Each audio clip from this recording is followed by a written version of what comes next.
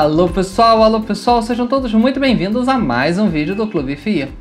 E hoje a gente vai conversar do fundo Brasil Plural Absoluto Fundo de Fundos, código de negociação BPFF11. É um fundo de fundos, como o próprio nome já diz, o segundo mais antigo desse segmento, é um fundo de 2013 e que recentemente encerrou a sua terceira emissão de cotas e agora já está basicamente totalmente alocado desse novo recurso. Vamos dar uma olhada? Bom, então para a gente conhecer um pouquinho mais desse fundo, basta a gente vir aqui na página principal do Clube FI e digitar um pedacinho do nome ou, claro, do código do fundo.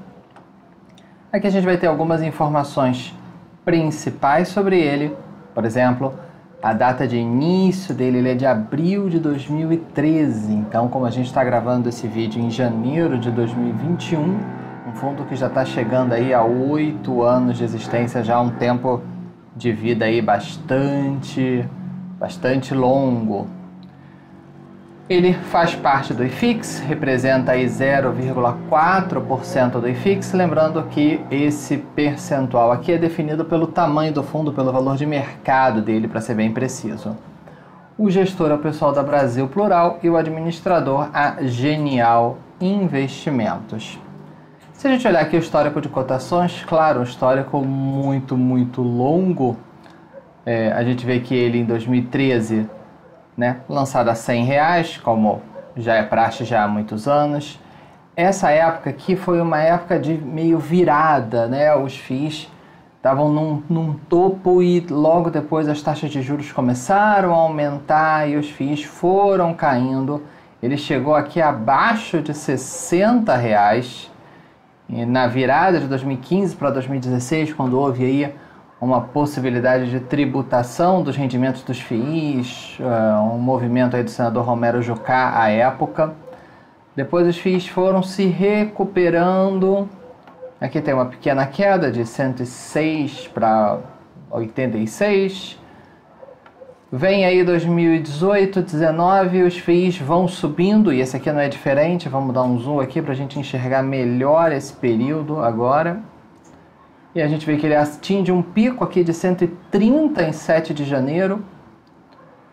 Depois, claro, como acontece com todo o mercado, principalmente com o começo da pandemia da Covid-19, ele vai caindo, chega ali a R$80 aproximadamente, se recupera um pouco e fica rodando então nessa base de 80, 85, no momento que a gente grava esse vídeo, 79 e 84.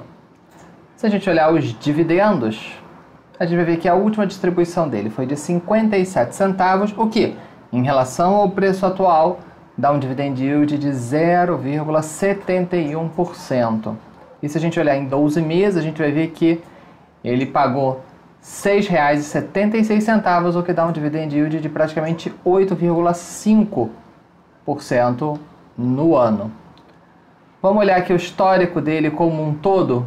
Se a gente pegar aqui, a gente vai ver que ele tende a ter uma distribuição bastante linear ao longo de toda a sua história. Ele fica 6 meses, 7 meses pagando o mesmo valor, pode subir um pouquinho, baixar um pouquinho, mas ele não tem grandes variações. Claro, aqui no começo aqui de 2020 teve um pouco mais de variação sim. A gente vê aqui mês, comecinho de janeiro, pagando aqui R$1,50, mas tirando isso, sempre pagando ali na base de 50, 55 centavos. É isso que ele vem pagando, agora até aumentou para 57. A gente vai ver um pouquinho mais sobre essa questão de distribuição quando a gente olhar o relatório mensal dele. Olhando o valor patrimonial, a gente vai ver que ele está negociando com um deságio importante. O valor da cota, como eu já disse, 79,84, porém o valor patrimonial, ou seja, teoricamente o valor dos fundos que estão dentro da carteira dele, em quase R$87. É raro a gente ver um fundo de fundos com muito ágio ou muito deságio. Atualmente ele está negociando a 92% do seu valor patrimonial, ou seja, 8% de desconto. Aqui já pegando a referência do patrimonial de dezembro. Se a gente olhar o histórico dele como um todo, a gente vê que Ele também fechou dezembro, também com um deságio importante de novo, de 10%, né, uma relação PVP de 0,9%. Mas se a gente observar, ele negocia, como é normal nos fundos de fundos, muito próximo ao par ali. Pequenos ágios, pequenos deságios, mas dificilmente há algo que escapa muito mais do que 5% ou 8%. A gente vê apenas em momentos mais pontuais. Fora isso, você pode ver aqui, ó, negociando bem ao par, como é normal nos fundos de fundos. Se a gente observar a quantidade de cotistas, a gente vai ver então que ele tem agora cerca de 17 mil cotistas. Aqui a gente vai olhar o histórico dele como um todo. Claro, apesar do fundo ser de 2013, os fundos só começaram a divulgar a quantidade de cotistas a partir de 2017. Nessa época ele tinha 3 mil cotistas. Veio crescendo isso de maneira mais ou menos orgânica. Aqui dá um salto, né, em 2019, mas basicamente crescendo de maneira orgânica. Dá outro salto aqui agora com um encerramento dessa última emissão, dessa última oferta pública. E então está aí com 16.700 investidores. No que tange a liquidez, um fundo com uma liquidez muito tranquila. Nesse mês de janeiro, até o momento que a gente grava, um volume financeiro de mais de 1 milhão, 1.280.000 reais por dia. Se a gente pegar dezembro como um todo, praticamente 1 milhão de reais por dia. Mesmo a gente olhando em outros períodos um pouquinho anteriores, a gente vê liquidez de 800 mil, 500, 600 mil. Claro, vai ter um mês que de repente uma média um pouco mais baixa, mas vários meses acima de 500 mil. E em quantidade de negócios também, se a gente olhar principalmente agora aqui mais recente, vamos tentar botar uma média aqui de 10 mil negócios dia, um pouco mais, um pouco menos. Então, um mês de 20 dias úteis, a gente está falando de 500 negócios por dia. Uma liquidez realmente tranquila e que, claro, há um aumento natural das negociações próximo às ofertas públicas, mas também o fundo tende a crescer, então também há um aumento de patamar. Então, já tem uma liquidez tranquila, a tendência é aumentar um pouco essa liquidez em consequência do próprio aumento do tamanho do fundo, mas uma liquidez já bastante tranquila mesmo. Quem de repente quiser entrar ou sair com uma posição um pouco maior não vai ter tanta dificuldade assim. Vamos dar uma olhada no relatório então. A gente vai olhar aqui o relatório que saiu no dia 8 de janeiro, já com as informações referentes a dezembro, então, já o fechamento de 2020. Ele começa com um texto aqui explicativo das conjunturas macroeconômicas, então fala até da eleição dos Estados Unidos, movimentos da Covid para lá e para cá. Comenta sobre o IFIX, ele comenta aqui também sobre os riscos de curto prazo de uma eventual segunda onda de Covid. E ele já informa aqui que ele praticamente já concluiu a alocação dos recursos captados na terceira oferta de cotas. E ele até menciona aqui quais foram os principais movimentos nesse último mês. Então, algumas reduções de posição, XPLG, VILG, etc. Zerou posição no Pátria e no KNRI. Aumentamos nossa posição, né, nesses fundos aqui, novas frentes que ele está abrindo e tudo mais. Ele coloca aqui, inclusive, o resultado mensal em base de CDI, então 350% do CDI, se você olhar pelo valor de emissão, e 430 mesmo, se você olhar pelo 430% do CDI, se você observar com base no relatório, na cota de mercado, né, no preço de mercado da cota. Aqui ele coloca então o comparativo do fundo com o IFIX. A gente vê que na maior parte do tempo o fundo ganha do IFIX, né, olhando aqui numa visão de longo prazo. Agora, mais recentemente só é que ele começou a perder, mas de maneira geral ele no acumulado ganha do IFIX na maioria das janelas de tempo aí. Aqui ele coloca então o ganho do fundo, né, as receitas do fundo com cada uma das suas frentes, digamos assim, inclusive com a parte de ganho de capital, que em alguns meses chega a ser um valor importante, 80 centavos, 50 centavos, 40 centavos, mas de maneira geral nem tão significativo assim, ao contrário de outros fundos de fundos que dependem de um giro da carteira importante.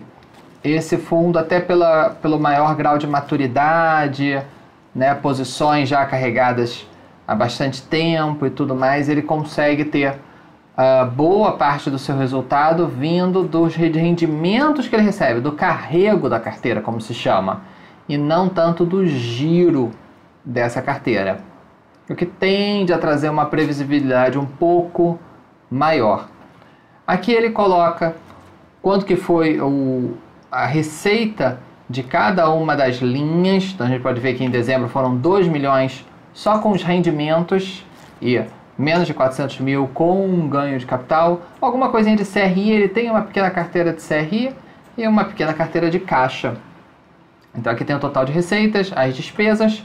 As despesas tendem a ser razoavelmente estáveis num tipo de fundo desse. E o lucro líquido e o resultado distribuído. Ele coloca não só do mês, como agora ele vem colocando do semestre. Coisa que ele não colocava até alguns meses atrás, agora ele já vem demonstrando isso.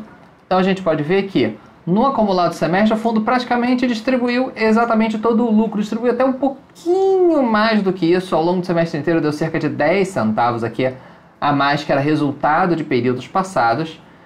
Mas se a gente for olhar mês a mês, por exemplo, semestre todo, a gente vai ver que meses onde há um resultado maior, o fundo faz alguma reservinha. Então a gente pode ver em alguns meses aqui, em março principalmente, ele fez uma reserva muito importante. Então é um gestor que opta por linearizar, tentar fazer com que as distribuições sejam as mais homogêneas possíveis. Então, no mês que teve um resultado maior, faz-se uma reserva. No mês que teve um resultado um pouco mais fraco, distribui-se essa reserva. E a gente vê aqui, por exemplo, nesse semestre, então, julho, agosto e setembro, ele fez uma reserva aqui, se a gente somar 35 mais 4, 39 centavos. E ele basicamente distribuiu toda essa reserva nos 3 meses subsequentes. Aqui a composição da carteira, não só desse mês, como do ano como um todo. Aqui a visão geral, então dá para ver as maiores posições aqui, os CRIs pequenininhos, mas a gente pode ver aqui as maiores posições em KNP, BRCR e HGRU. E aqui o valor, o percentual da carteira e o valor em milhões de reais em cada uma dessas posições. Então a gente vê que o que ele tem alocado fora de FIIs, na verdade é 5%, nem isso. Então já está basicamente todo o recurso alocado da última emissão. Aqui vem a composição por segmento. A gente vê que a carteira de fundos de CRI é a mais destacada aqui, 43%, talvez até um pouco mais do que a média do mercado, que a gente costuma ver recebíveis e lajes em posições normalmente mais parecidas. Esse fundo ele opta por ter uma exposição maior em lajes, e a gente vê em recebíveis, depois a gente vê outros segmentos aqui com posições um pouco menores. Aqui ele tem a descrição dos CRIs, mas aqui são posições pequenas como um todo. O volume de negociação mensal do fundo. Aqui é o total de ativos detidos indiretamente, então ele tem uma visão imobiliária, né? Então o fundo se considera sócio de 87 galpões, claro, entre os seus vários fundos, 64 imóveis de laje, 44 shopping centers e 86 imóveis do segmento de renda urbana. Além de 483 CRIs, graças aos fundos CRI. Então aqui a gente pode inferir que mesmo um problema específico em 1 ou 2 ou 3 ou eventualmente até 10 imóveis que seja, vai trazer um impacto muito pequeno para o fundo. Afinal de contas, são praticamente 300 imóveis e quase 500 tipos de CRIs diferentes que ele tem em carteira. Aqui ele comenta sobre a carteira dos fundos de logística, a exposição por estado em cada em cada estado, né? E por tipo, né? Se é típico ou atípico, como é que está a vacância, como é que não está. Tudo com gráfico, um relatório que recentemente foi expandido. Ele está bem maior do que o que normalmente o BPFF divulga. Aqui também a carteira de CRIs, quanto que cada papel desse representa na carteira só de recebíveis e no fundo como um todo. Então a gente vê, por exemplo, o Canip, a maior posição, 7,5% do fundo, dá cerca de 18% da carteira. Então a gente vê uma carteira bastante diversificada de maneira geral. Aqui a exposição, os CRIs que têm garantia real e aqueles que não têm, e a composição por indexadores, sendo o IPCA o mais importante, com mais de 60% da carteira como um todo. Aqui também os CRIs os fundos de shopping. Então a gente vê o maior deles, o VISC junto com o SPAF, praticamente empatados aqui. Então a gente vê que os 3 fundos maiores aqui já dominam 70% da carteira aproximadamente.